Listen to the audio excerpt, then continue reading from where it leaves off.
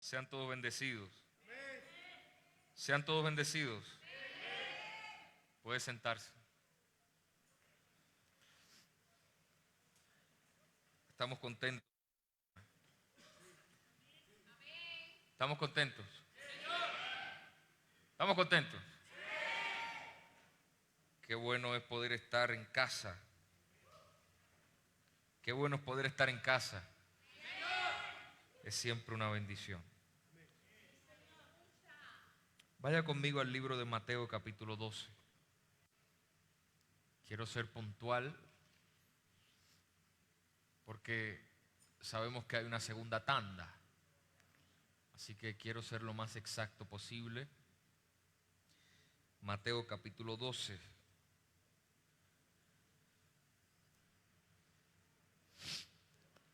Mientras usted lo busca, quiero agradecerle siempre su tiempo, su compadecencia. Honro también a los padres de la casa, los líderes, las pastoras hijas de la casa también, de la casa pastoral. Gracias por recibirnos siempre con tanta honra, con tanto amor. Amén. A mi madre, que ya usted la vio encendida ahí el viernes. Usted la ve calladita, pero cuando le dan para impartir se enciende como un árbol de Navidad, ¿verdad? Aleluya.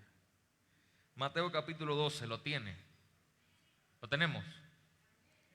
Dice así: en cierta ocasión estaba Jesús paseando en sábado por entre unos sembrados.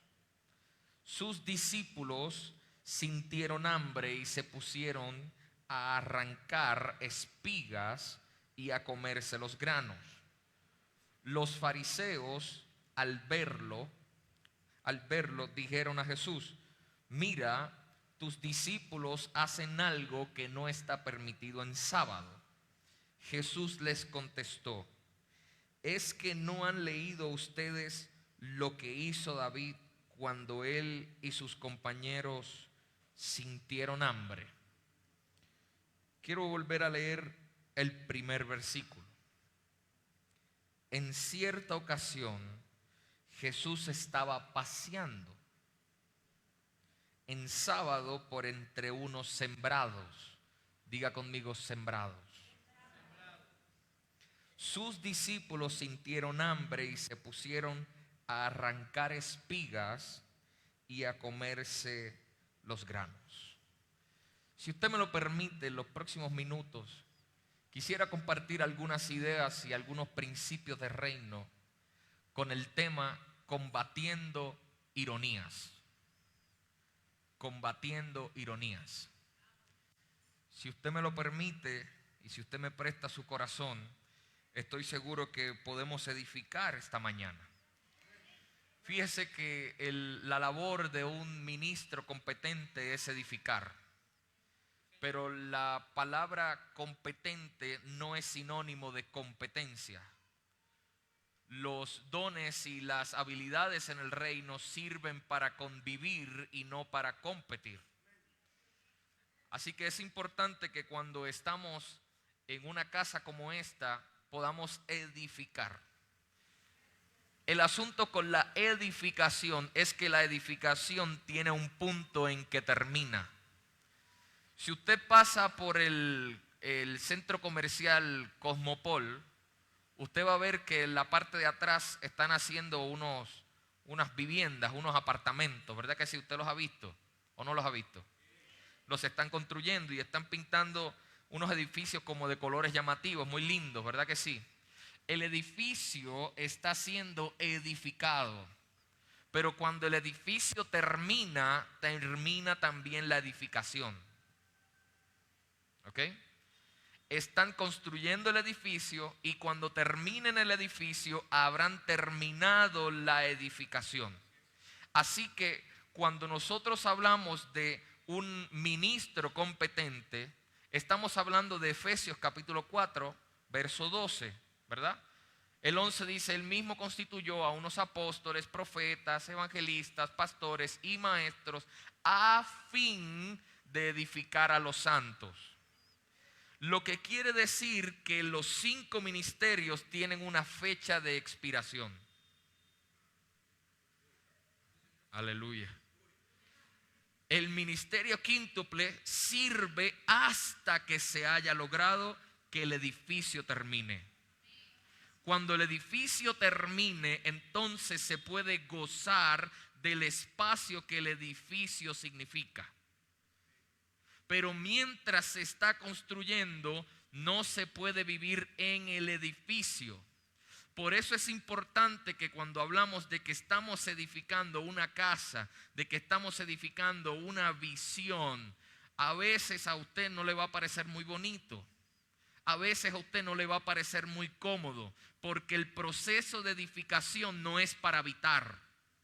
El proceso de edificación es para trabajar. Así que los hijos de esta casa están trabajando, no están habitando en la visión, sino que están trabajando la visión. Amén. ¿Por qué esto es importante?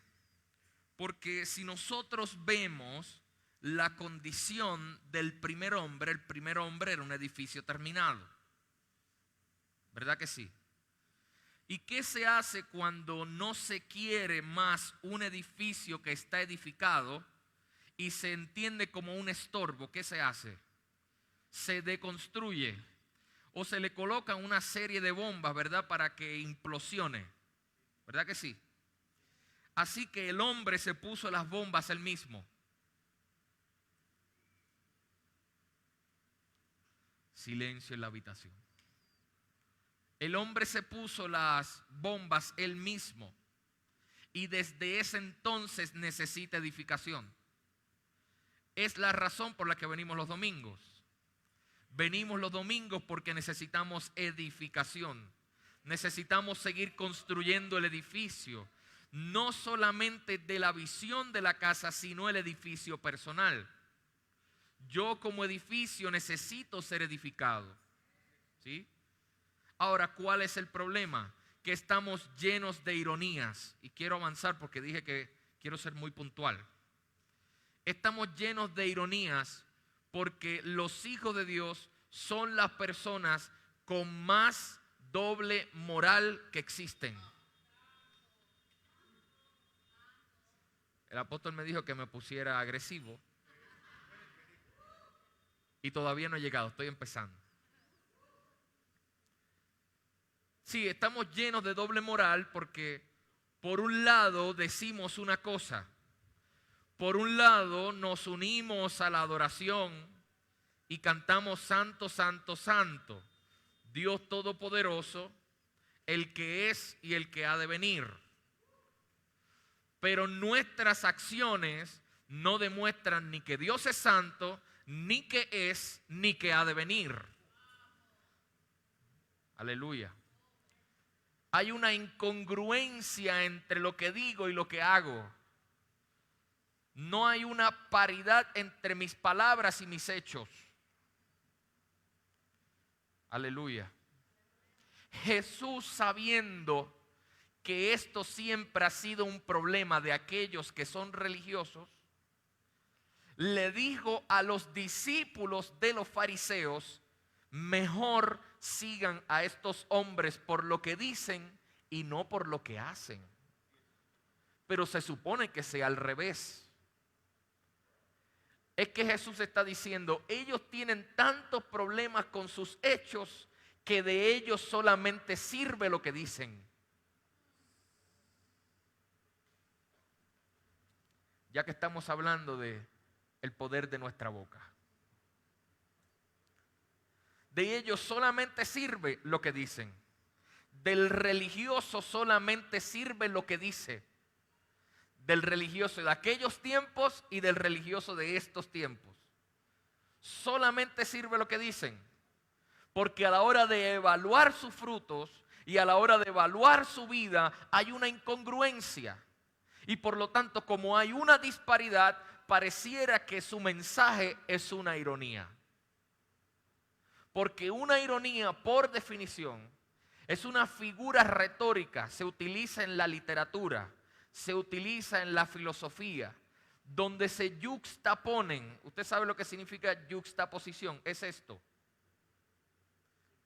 Esto es yuxtaposición. Donde se yuxtaponen lo que debe ser con lo que realmente es. Es una ironía. Se lo voy a explicar de una forma bien sencilla. Usted va al doctor, el doctor le dice a usted que se cuide, que se alimente bien, y el doctor consume Coca-Cola. Es una ironía. Porque ¿cómo puede decirle a usted que se cuide y él no se cuida? Desde ahí se deriva otra cosa en la filosofía que llamamos falacia genética. No se me pierda porque esto es muy importante. La falacia genética es cuando alguien parece saber lo que es mejor para ti cuando ellos mismos no lo ponen en práctica. Y los políticos son expertos en falacias genéticas. El mundo sanitario es experto en las falacias genéticas. Yo tuve una compañera de trabajo que es enfermera y que le decía a la gente que se tenía que vacunar contra el COVID y ella misma no se vacunó. ¿Qué pasa? Es una ironía, es una falacia genética.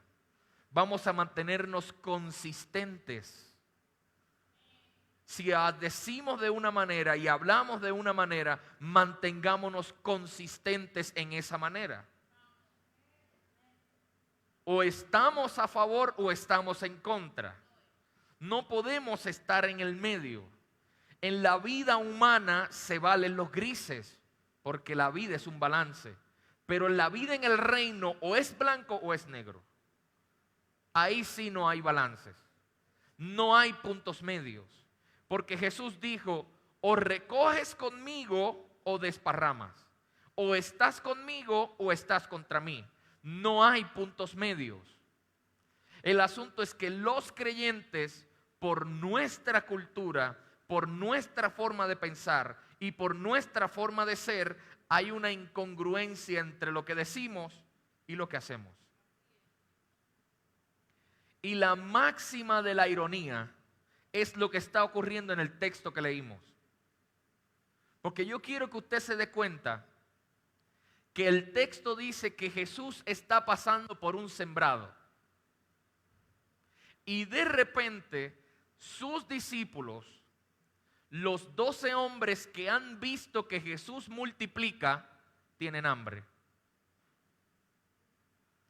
En otras palabras, se puede andar con Jesús y tener hambre.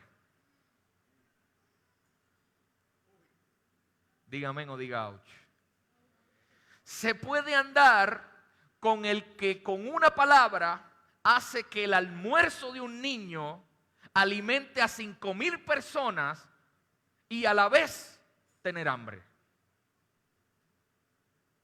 Se puede andar con el mismo que Satanás tentó diciendo, háblale a estas piedras y se transformarán en pan, y tener hambre. Por lo tanto, se me revela que podemos estar en una casa paterna y ser huérfanos. Podemos andar en una casa profética y no tener visión. Podemos andar en una casa apostólica y carecer de fundamento. No vaya a pensar que estar cerca es sinónimo de estar dentro. Aleluya. Déjame tomarlo con calma porque hay gente mirándome serio. Se puede andar con Jesús y tener hambre. Se puede andar con un hombre que tiene un diseño y estar en desorden.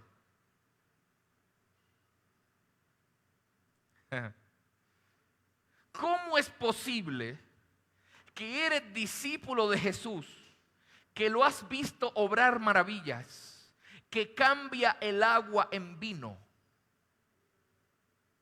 y tener hambre?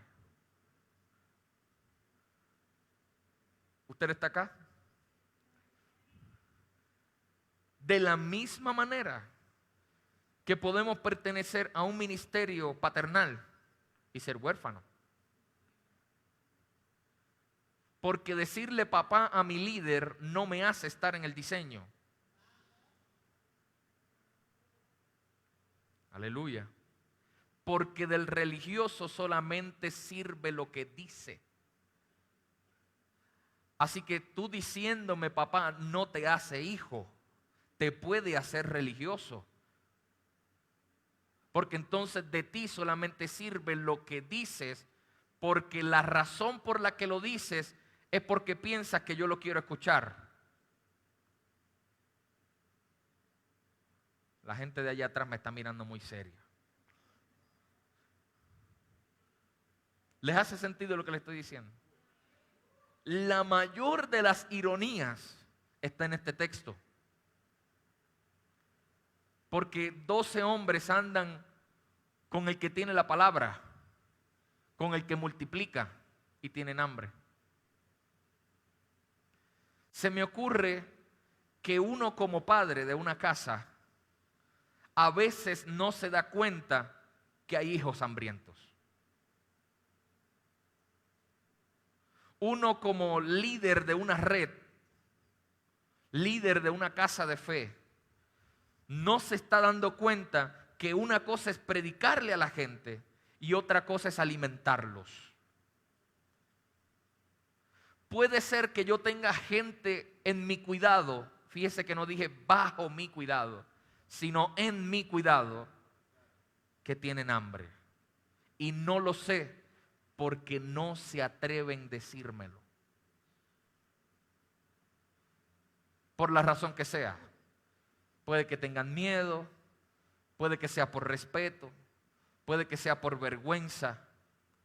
Pero puedo tener gente a quien le predico todos los domingos y no significa que los estoy alimentando.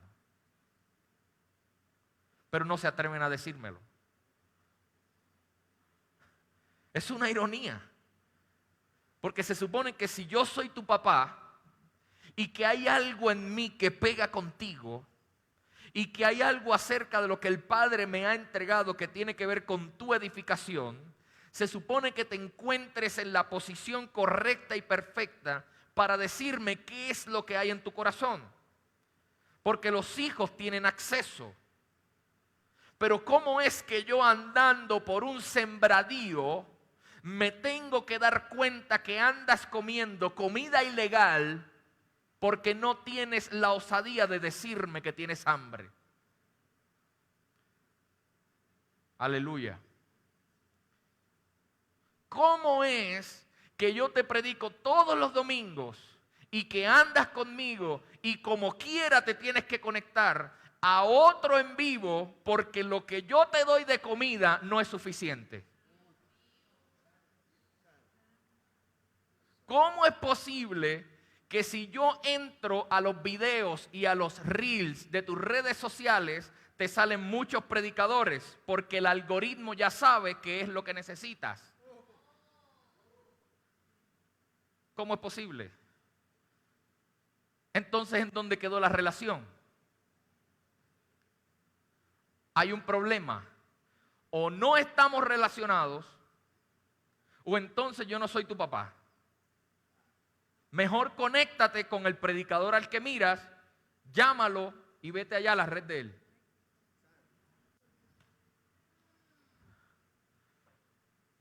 Dígame o diga ouch.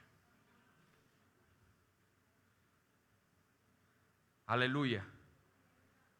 Me voy más hondo, más profundo. Demasiadas mujeres conectadas a predicadoras famosas que usted las conoce, de pelo negro, largo, falda apretada. Aleluya. Porque les gusta lo que oyen, pero no son capaces de llamar a la madre de la casa para poder alimentarse de quien ora por usted. Aleluya. De quien se preocupa por usted. Pues como usted no quiere llamar y a usted no le interesa, pues mejor entonces conéctese con aquella y váyase para la República Dominicana. Perdón, se me olvidó que estamos transmitiendo. ¿Es cierto o no es cierto? Ay, porque es que ella tiene algo, porque es que a mí me gusta, porque es que a mí me gusta lo que dice. ¿Sabe qué? Le voy a dar un consejo. Cállese la boca. Usted no sabe lo que está hablando. Un consejo sabio. Y yo tengo una preocupación genuina porque de este texto aprendí que yo puedo ser el profeta más ungido y que puedo ser el apóstol más prolífico y que puedo ser el evangelista más famoso y tener gente que anda conmigo y que tiene hambre. De la misma manera puede que yo ponga manos y la gente se sane y hay gente que anda conmigo y está enferma.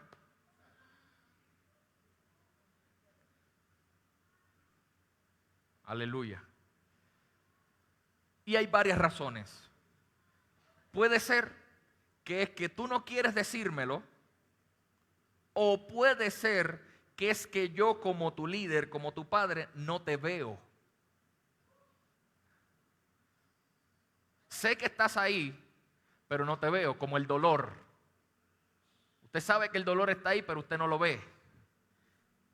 De hecho, yo todavía estoy tratando de descifrar cómo la pastilla sabe dónde a mí me duele. Porque es el poder de la mente. Usted le da órdenes a la pastilla con su mente. Porque cuando usted se toma la pastilla y usted le duelen los pies, ¿cómo la pastilla sabe que es al pie que va a ir? ¿Te fijas, José? Que es que yo pienso en cosas que nadie más piensa.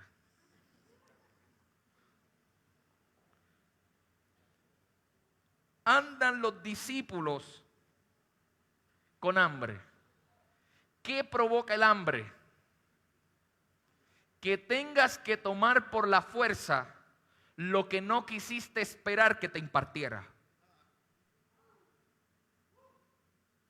Lo voy a volver a decir.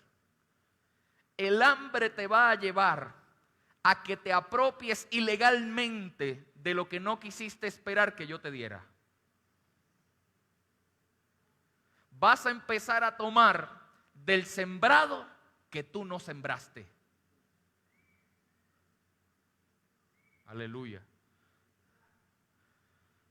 Vas a empezar a visitar otros viñedos que no te corresponden, porque no quieres esperar que yo te alimente. Demasiada gente impaciente, porque los latinos somos muy impacientes.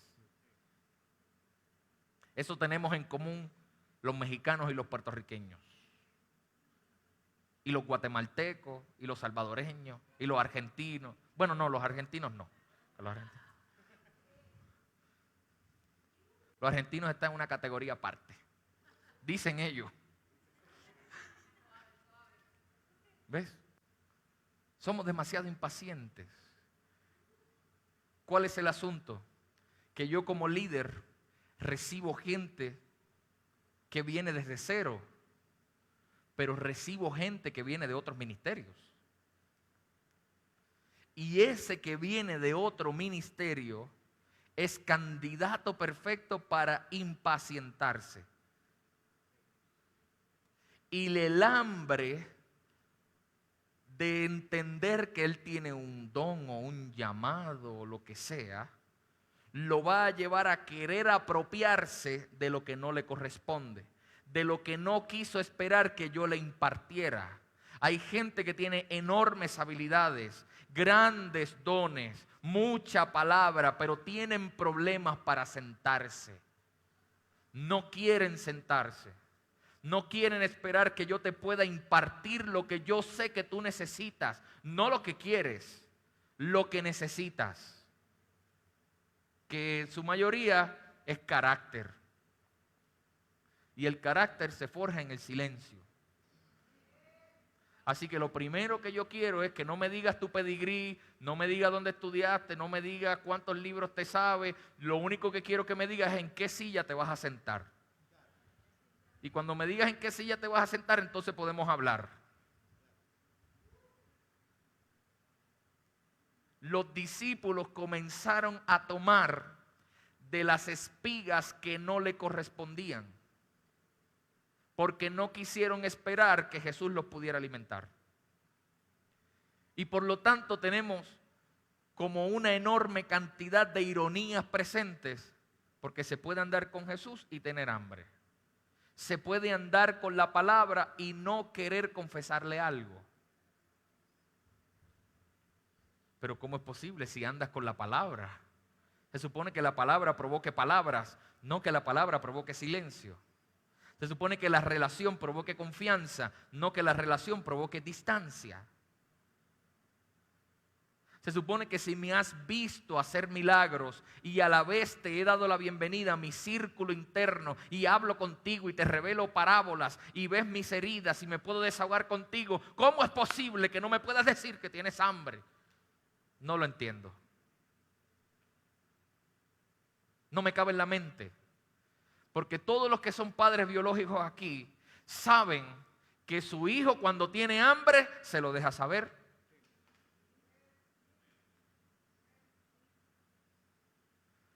Papi, mami, tengo hambre. Y si usted no lo alimenta, le insiste bastante. Y mientras más pequeño es, más insiste. Porque cuando es bien bebito, tiene menos de un año, usted no le puede explicar, no, porque vengo ahora, voy un momento al mercado. Bueno, no.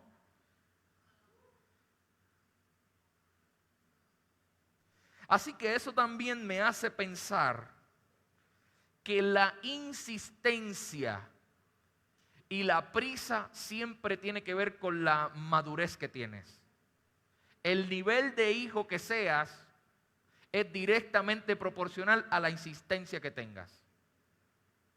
Yo me siento que yo estoy predicando en un congreso aquí. Me siento que le estoy predicando a apóstoles, profetas, padres y madres de naciones. Y mire qué interesante. El problema ahora no resulta ser la ironía que hay entre nosotros. Es que hay una segunda ironía detrás. Y aparece un segundo grupo de personas que nunca han sido alimentados por nadie. Y comienzan a criticar el que se supone que esté alimentado y no lo está. Porque el asunto de pertenecer a una casa profética y apostólica como esta, a una casa paternal, es que las demás casas ya tienen una expectativa. Aleluya. Así que en el escenario aparece un grupo de unos huérfanos que nunca han sido alimentados por nadie y comienzan a cuestionarle a los que se supone que estén alimentados que por qué tienen hambre. ¿No es esto una ironía?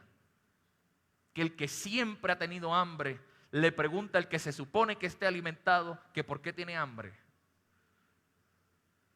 Lo que debería preguntarse el primero es por qué ambos tenemos hambre. Pero eso no es lo que pregunta. Lo que pregunta es por qué tú tienes hambre. Lo que los discípulos debieron haber respondido es ¿y tú por qué tienes hambre? Pero no, los discípulos se cobijaron, escuche esto, se cobijaron detrás de su alimento. Esto está bueno, esta palabra. Tienen hambre, se roban el alimento de otro, se meten en las espigas que no sembraron, pero cuando los vienen a cuestionar, se esconden detrás del alimento principal. Porque cuando los fariseos lo cuestionan, es Jesús quien los defiende. Y Jesús, en vez de virarse y decirle a los discípulos o regañar a los discípulos, regaña a los fariseos. Porque me bendice que un padre siempre, aunque su hijo está mal, lo va a defender. Porque yo sé que aquí lo dicen en México y lo decimos en Puerto Rico también, los pañitos sucios se lavan en casa. Así que yo sé que tú estás mal y te voy a regañar en casa, pero frente al otro yo prefiero caerle encima al otro que caerle encima a ti. Así que no te preocupes que tu pela va. No sé si utilizan esa palabra aquí. Está bien. La pela va, pero es cuando lleguemos a casa.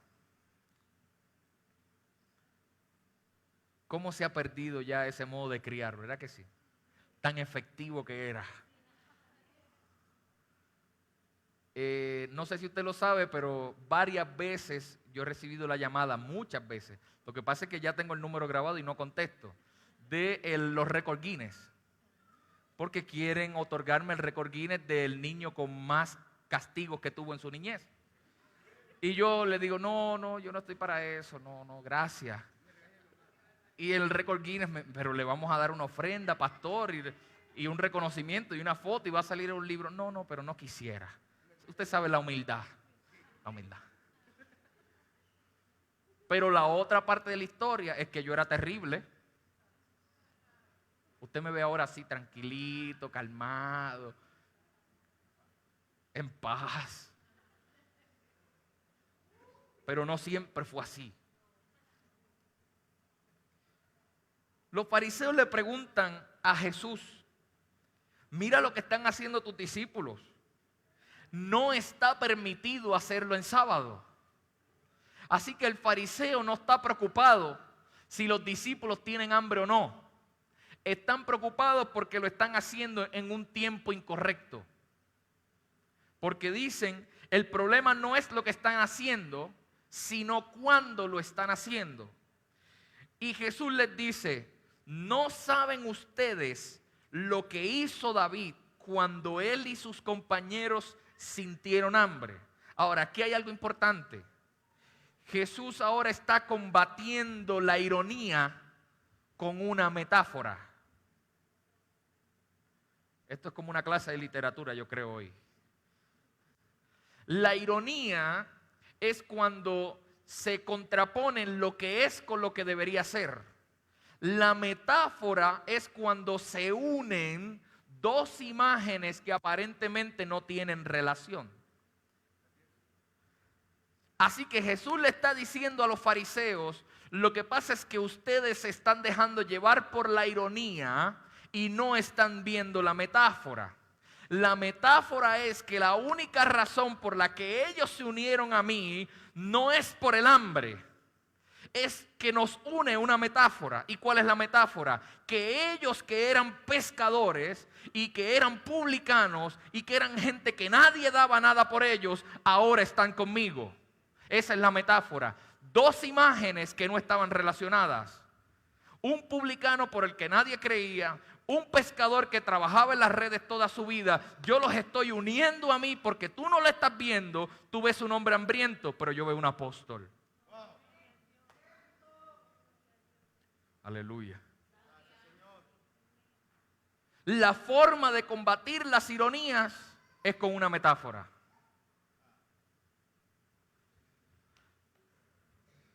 Así que Jesús dice, esta es la metáfora. A ustedes se le olvida que hubo un momento que David y su gente tuvieron hambre. ¿Quién es David en la historia? Jesús mismo. Así que por lo tanto Jesús tiene hambre también.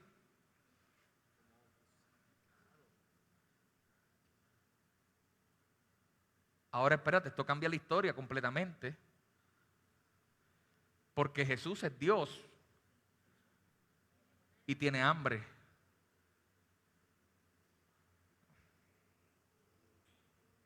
No está volando por el sembradío, está andando. Pero Jesús es Dios y está caminando. Porque este es el Dios que desea plasmar toda la experiencia humana. No puedo llegar al hombre si no tengo el hambre que el hombre siente. No puedo decir que soy el camino si no ando como anda el hombre. Porque lo que me da legalidad para hacer el camino, para hacer la verdad y para hacer la vida, es que yo sé precisamente lo que es caminar como el hombre, sé lo que es que te mientan y sé lo que es morir. Por lo tanto, me da legalidad. Yo no soy el camino, la verdad y la vida porque yo lo digo. Yo soy el camino, la verdad y la vida porque me lo gané. Así que este es el Jesús, que es el ejemplo de un Dios que viene caminando entre sembradíos. Y los sembradíos de trigo tienen una característica. Y es que el trigo, cuando está listo, se humilla. De ahí es que viene el texto que dice: el que se humilla será exaltado, y el que se exalta será humillado. Porque la cizaña que crece con el trigo, cuando está lista, queda así paradita. Así que cuando Jesús está pasando, sé que el trigo está listo porque los discípulos lo están comiendo. Pero lo que no estamos viendo es que Jesús está caminando por un pasillo y es Dios, y lo único que reconoce la grandeza de Jesús en el escenario es el trigo. Porque Jesús está caminando y el trigo está adorando.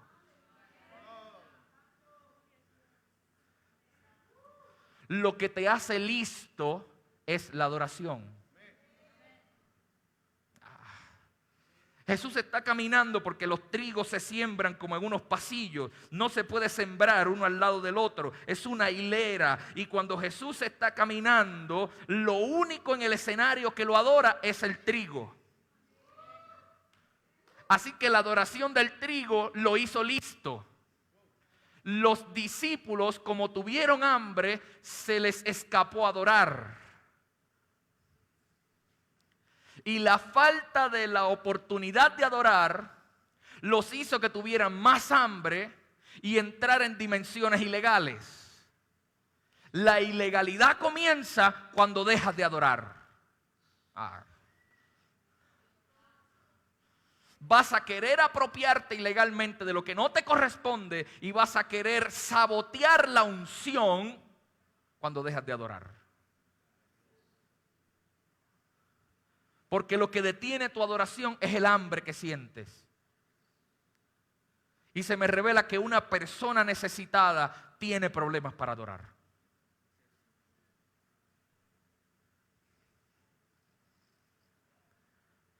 Qué lindo, ¿verdad? Jesús caminando y el trigo adorando. ¿Usted lo vio así? Porque es una ironía. Las plantas adoran mejor que el hombre. Es una ironía. Porque las plantas no son a imagen y semejanza. Las plantas vienen de una palabra. Es una ironía. ¿Cómo puede ser que una planta adore mejor que un hombre? No hace sentido. Pero Jesús combate ironías con metáforas. Así que como las plantas adoran mejor, Jesús establece la metáfora de decir, pues como las plantas son mejores adoradores, tengo que comparar al hombre con una planta. ¿Se acuerda cuando hablamos de la paternidad que fructifica?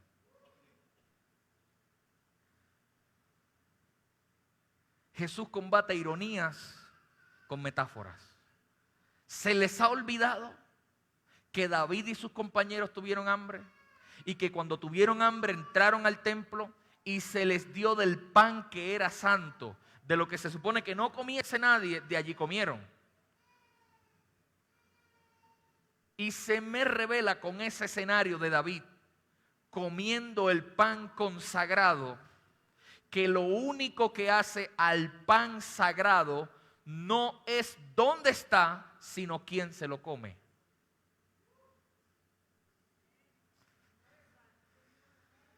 Lo que el religioso piensa que hace al pan sagrado es que el pan está en el tabernáculo. Pero al religioso se le olvida que lo que hace al pan santo es quien se lo come. Es quien lo maneja. Lo manejan gente santa. Así que la gente es lo que hace al pan santo. Y como Jesús, David era un adorador, no tiene problema en consumir el pan. La adoración siempre te introduce en dimensiones de santidad. Más santo no es el que más recatado viste, más santo es el que mejor adora.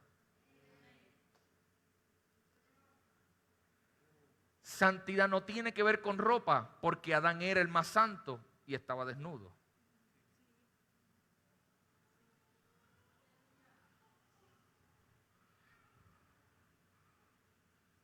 Yo siento que se han muerto como 20 vacas sagradas aquí. La razón por la que creo que el Padre quiere esta mañana romper las ironías en la gente y romper las ironías en los hijos es porque si rompemos la ironía, rescatamos la metáfora. ¿Cuál es la metáfora? Que el hombre mismo es una metáfora de Dios. Es una metáfora del Padre, porque una metáfora es la unión de dos imágenes que no aparecen tener relación.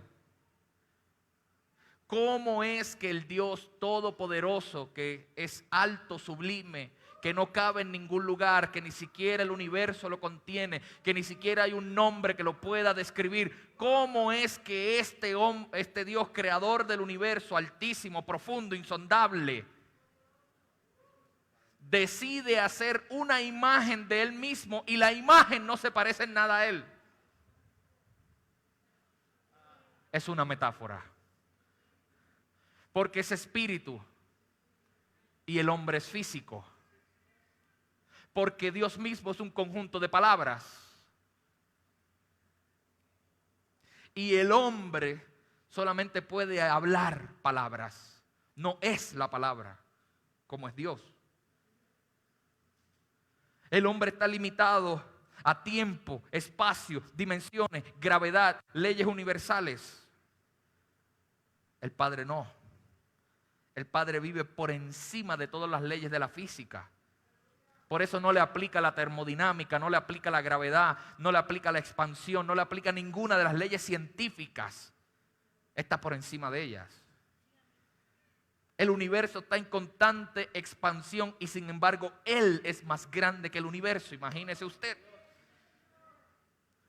Todavía no hay un catálogo de todas las estrellas que existen.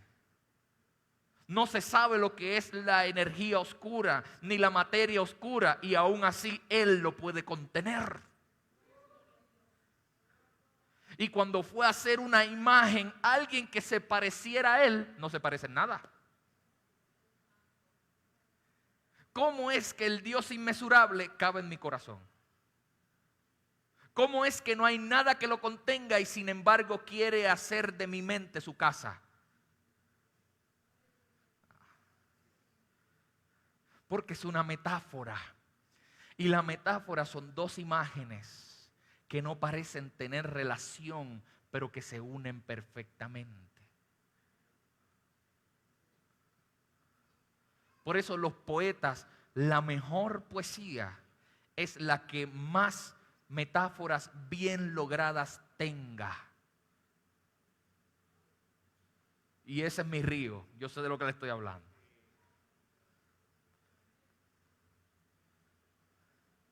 Cuando Pablo Neruda en el soneto 22 dice a la amada, a la mujer, a la quien le está hablando, eras como el aroma de los cereales que amo. De los cereales, ¿usted sabe lo que es un cereal? Lo que decimos en Puerto Rico, el conflay. ¿Aquí dicen esa misma palabra? Ok. Mire si Neruda estaba loco, que compara a la mujer con su carita.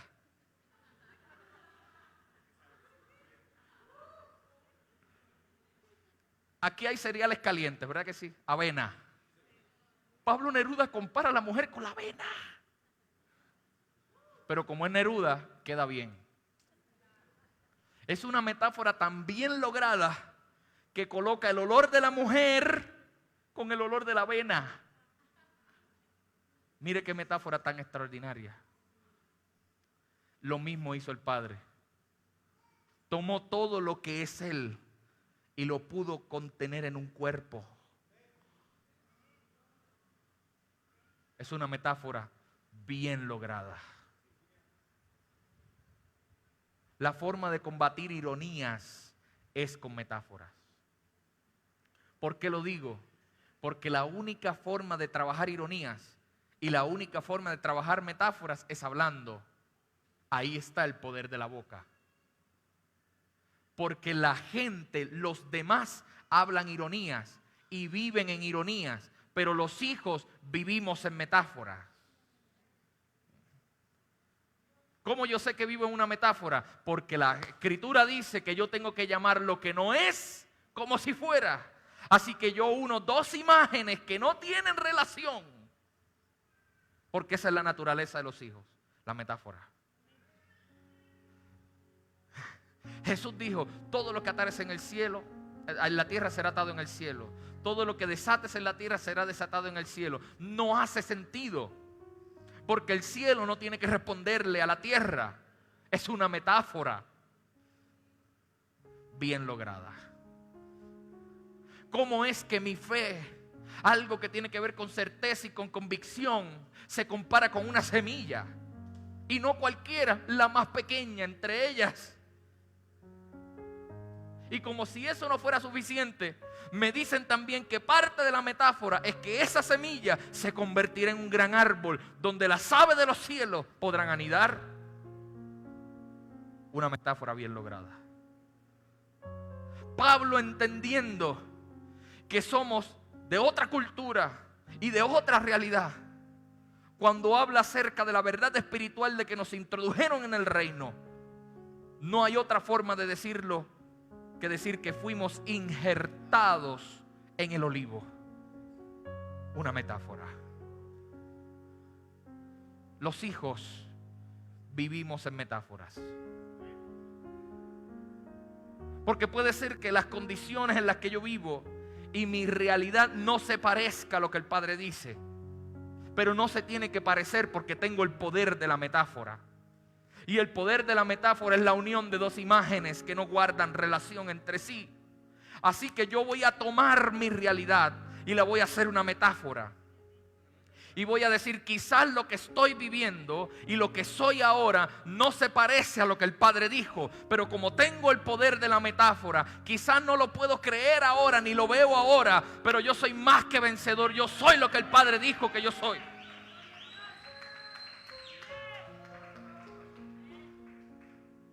Para eso viene la palabra profética, porque la palabra profética es una metáfora. ¿Cómo es que el profeta, por ejemplo, me dice que todo me va a ir bien en el negocio y estoy a punto de la bancarrota? ¿Cómo es que me dice que me va a sacar de la guitarra, por ejemplo, pero es lo que me apasiona? No hace sentido lo que el profeta me dice. Porque no tiene que hacer sentido. Porque tampoco hace sentido que la mujer huela a avena.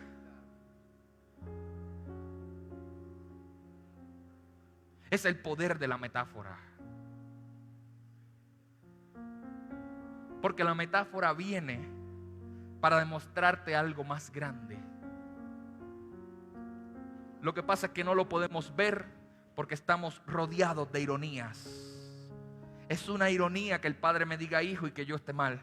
Es una ironía que el Padre diga que por sus llagas fuimos curados y no puedo salir de mi situación de salud. Es una ironía que el Padre diga que yo todo lo puedo y me siento sin fuerza. Es una ironía, no hace sentido.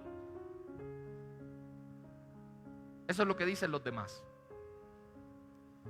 Pero los hijos dicen a pesar de.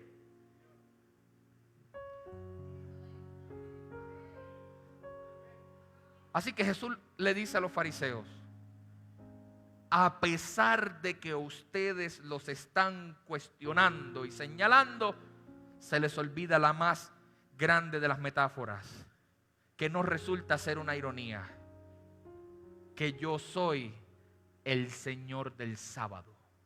Ellos pueden comer en el sábado porque comen en mí. Y como yo soy el Señor del sábado, y soy el Señor del lunes, y soy el Señor del martes, y soy el Señor del miércoles, no importa cuándo lo hagan, lo importante es que lo están haciendo en mí. Por eso es que Pablo insiste tanto y siempre habla de en Cristo. No por Cristo, ni en nombre de Cristo, sino que somos fuertes y firmes en Cristo. Todo lo puedo en Cristo, que es el Señor de mi tiempo, que es el Señor de mi espacio, que es el Señor de mi vida, que todo acerca de mí tiene que ver con su poderío.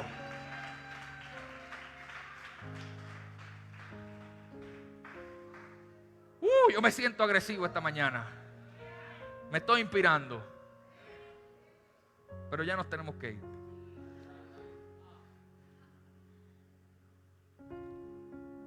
Gracias, Yair. Yair fue el único que dijo, ¿Cuánto me falta? 15 minutos. Ok. Vamos a amarrar las ideas para irnos. Verso 5. ¿No han leído en la ley de Moisés que los sacerdotes no pecan aunque trabajen durante el sábado en el templo? Así que Jesús trae al escenario una pequeña característica que los religiosos de aquel tiempo y los de este tiempo subrayan mucho, que es el pecado. Pero hoy sí que yo vine con el sable bien afilado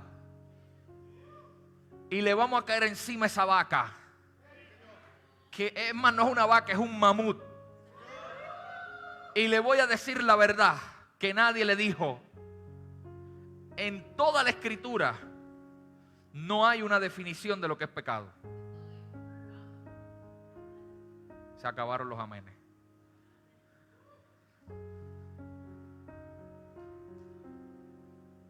Entonces, si no hay una definición, ¿por qué para el religioso es importante? Porque todo es pecado. El diablo te va a llevar. Dios te está buscando para matarte. A Dios hay que agradarlo y se le agrada no pecando. Entonces, ¿qué es el pecado? Si el religioso lo exalta tanto, ¿por qué es importante? Le voy a decir la verdad. Pecado es sinónimo de perspectiva. Aleluya. Porque en realidad pecado es errar. Son los errores que cometemos. Cuando usted comete un error y usted sabe que cometió un error, usted pecó. Pero es un asunto de perspectiva. Porque yo siendo maestro, hay veces que el estudiante responde la pregunta mal, pero le doy puntos por el esfuerzo. Hay veces que la respuesta no era la que yo esperaba, pero educación no va de un lado. Educación va de dos vías. Por lo tanto, puede ser que no sea la respuesta que yo esperaba, pero el estudiante analizó algo, vio algo que yo no. Así que aunque estoy en pecado y aunque cometí un error, el valor del error es lo que puedo aprender. La asignación del pecado es enseñar. Porque cuando el hombre entró en la condición del pecado, ahora tiene que aprender. Es un proceso educativo. Tiene que aprender lo que ya se le había dado. Porque él estaba conectado con el Padre. Pero ahora tiene que aprender a relacionarse con el Padre. Así que el pecado viene a enseñar. El religioso piensa que el pecado viene a destruir. Pero el pecado beneficia a los hijos. Porque tomamos el pecado y lo convertimos en una metáfora. Y ahora lo mismo que otros piensan que vino a destruirme, vino a enseñarme. Por eso es que hay mucha gente aquí que otras personas no se explican cómo es que no están muertas, cómo es que no han sido derribadas, ¿Cómo es que no han sido destruidas? Porque lo que pasa es que Pablo lo dijo, podemos estar derribados, pero no estamos destruidos. Porque es que cuando llegan las cosas, vienen donde mí y como una metáfora, aprendo de ellas. Malos los hijos que no aprenden. Esos sí son malos. Porque le pasan las cosas una y otra vez. Y están como Julio Iglesias tropezando con la misma piedra.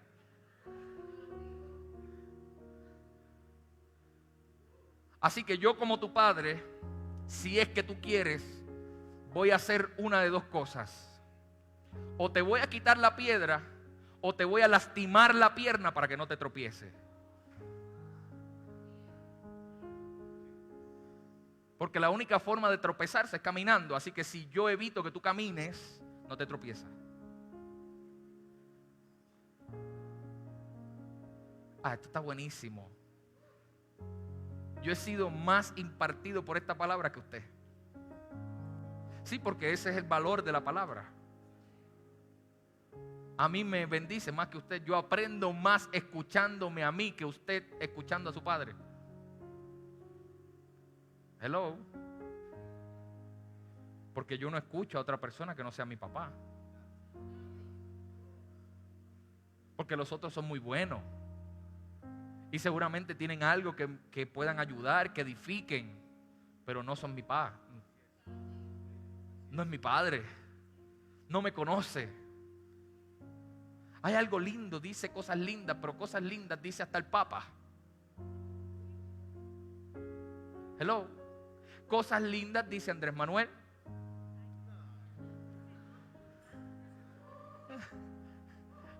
Por aquí dijeron que ese no.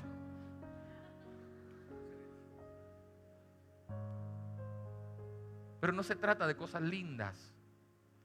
Se trata de relación. Se trata de esencias. Se trata que se fortalece la metáfora cuando estoy en relación con la imagen. Y la imagen que el Padre me puso en la tierra es la de mi Padre espiritual, a quien no le llego ni a los tobillos, quien no soy digno de amarrarle sus sandalias. Y que cada vez que lo veo y viajo con él, voy a servirle como escudero. No voy a predicar porque yo no vivo de predicar. A mí no me interesa predicar. A mí me interesa relacionarme con la imagen.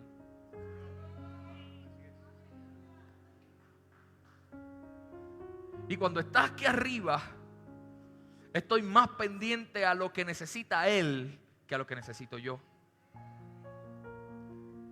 Eso es vivir en el reino.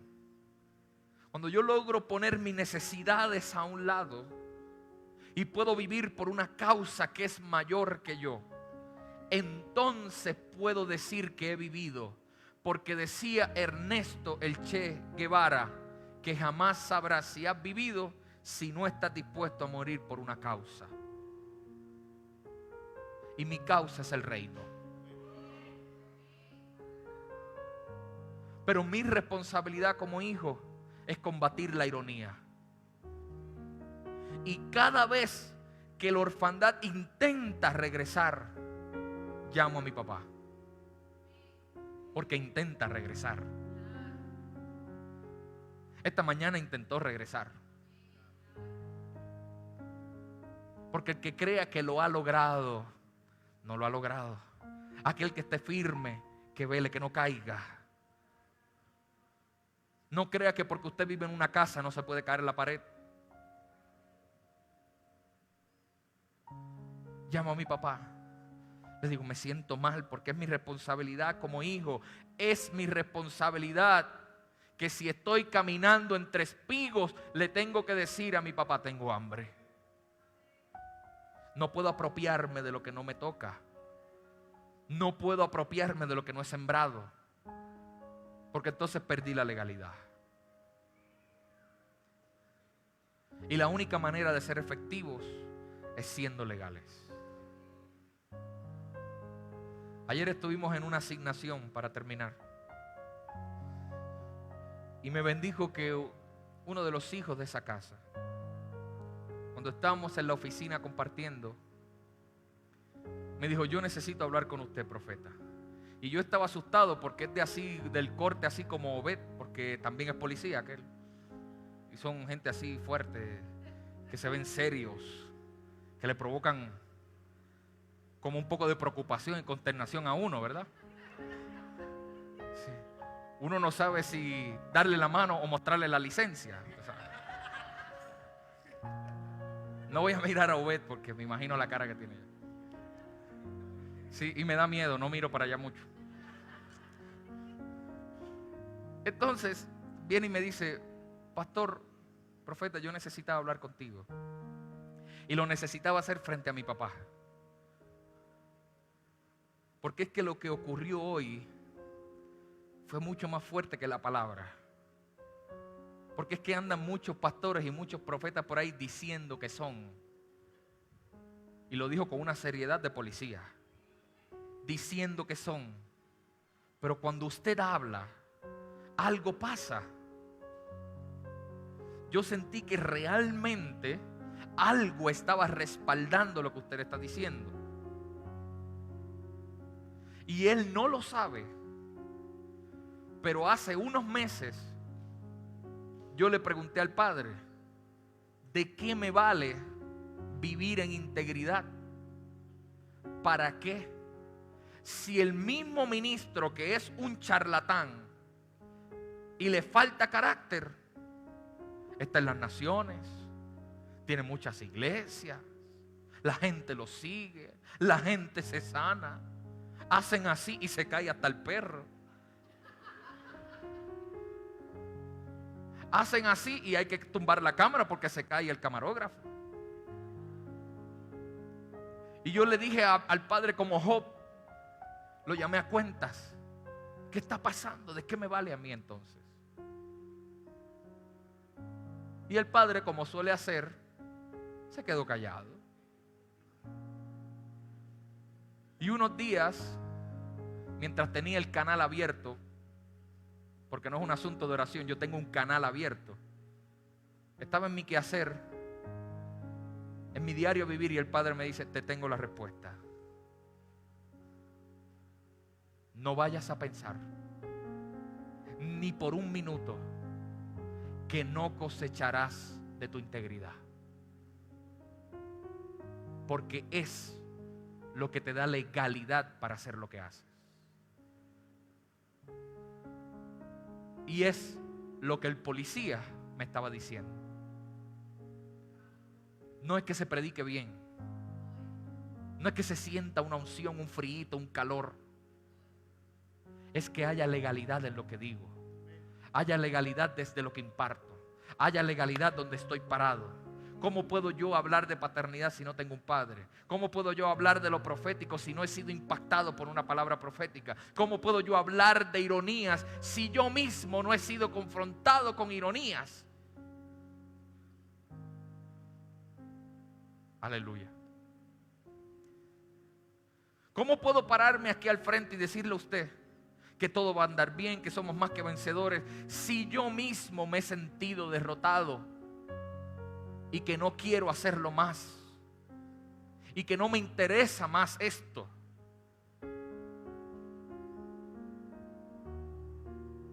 ¿Con qué legalidad?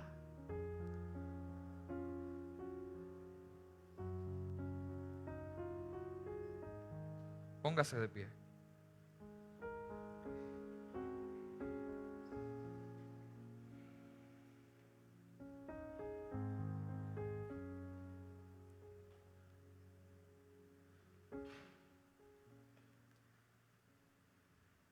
Quiero ministrar esa misma palabra. No vaya usted a pensar ni por un momento que lo que usted ha pasado, lo que usted ha vivido, de lo que usted se ha recuperado, es en vano. Nunca me voy a olvidar que cuando estuvimos en noviembre en Brasil, nos llevaba uno de los escuderos al hotel. Y pasé mucho trabajo, pero del español al portugués le estuve explicando a él que nada de lo que vivimos es en vano en el reino. No estoy diciendo que todo tenga un propósito, pero sí le puedo decir que de todo se saca un propósito. De todo se saca algo para aprender, porque ese es el fin del pecado. El fin de los momentos difíciles y de las circunstancias es que aprendamos de ellos y que aprendamos a valorar cuando no hay circunstancias. Y el hombre se echó a llorar. No sé cómo lo entendió, pero lo entendió.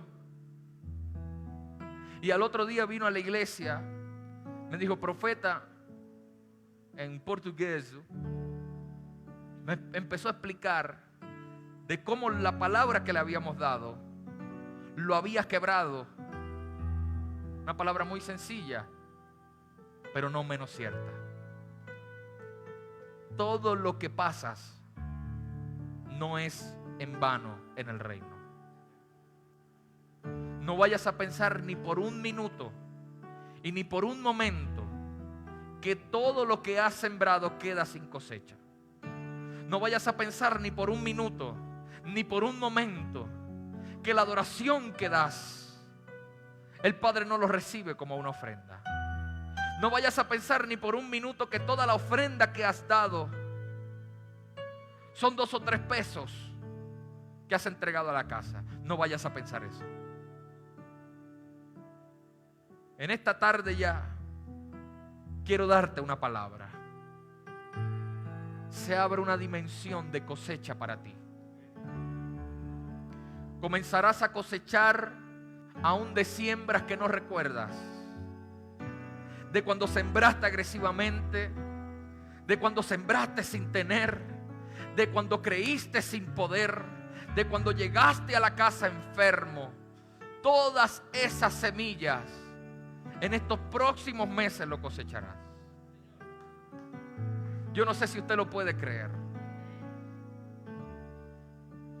pero yo estoy viendo literalmente como en este próximo tiempo, mientras usted camina, los trigos te harán reverencia. Mientras usted camina, el trigo te hará reverencia. No sé si lo puedes recibir. Lo único que quiero esta tarde es decirte, como el profeta le dijo a la mujer: haz espacio. Haz espacio para la cosecha, porque la cosecha es mucha. Haz espacio para la cosecha, porque la cosecha es mucha. Y prepárese, ponga sus manos así. Prepárese, porque viene nueva semilla para seguir sembrando.